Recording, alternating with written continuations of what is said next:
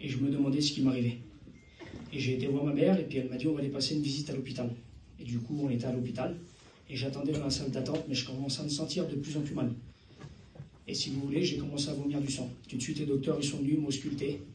Ils ont dit madame c'est très compliqué, on transfère votre fils d'un autre hôpital. Du coup j'ai été transféré dans plusieurs hôpitaux à Paris et j'ai atterri à Créteil 17. Et là il y a un professeur qui est venu me voir. Il a dit j'ai passé un IRM, votre fils il fait une hémorragie de pancréas. Pour une personne normale c'est compliqué. Mais pour votre fils, sa vie est en danger. Je vous le dis franchement, votre fils, il n'a aucune chance.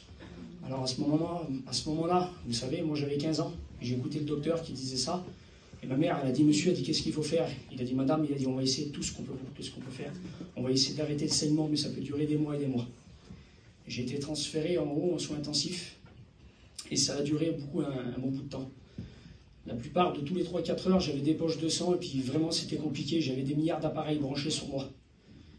Et vous savez, il y avait ma mamie qui venait me voir, et puis moi je ne connaissais pas Dieu, et elle me disait, mon fils, elle me dit, je t'en supplie, prie le Seigneur. Et puis moi, vous savez ce que je disais, Seigneur, je t'en supplie, sors-moi d'ici. Et puis ça a duré pendant 2 mois et demi. Au bout de 2 mois et demi, le docteur il est venu le matin, il a dit, madame, il a dit, c'est une très bonne chose, le saignement de votre fils, il est arrêté. Mais vous savez, ça va créer une masse, ça va créer un hématome à l'intérieur, et nous serons obligés de passer par une opération. D'ici quelques jours, à peu près, une semaine ou 2, votre fils il va sortir d'hôpital et nous on va préparer le protocole avec plusieurs docteurs et puis on tentera une opération.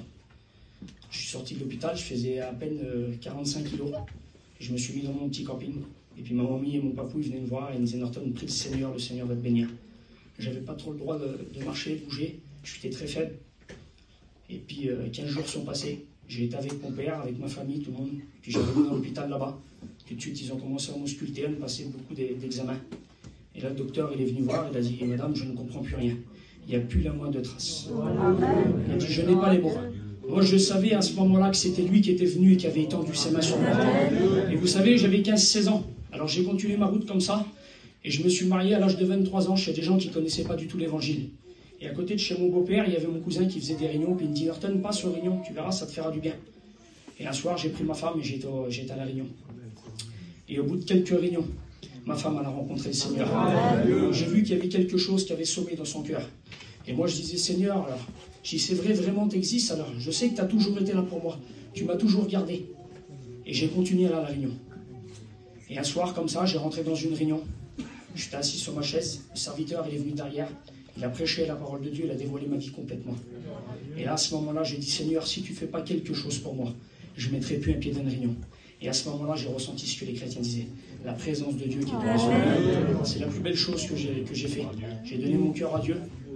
Et j'ai continué comme ça pendant 1 an ou 2. Et cet été, je me suis baptisé. Je me dis franchement, faites une expérience avec lui, c'est gratuit. Que Dieu vous bénisse. Amen.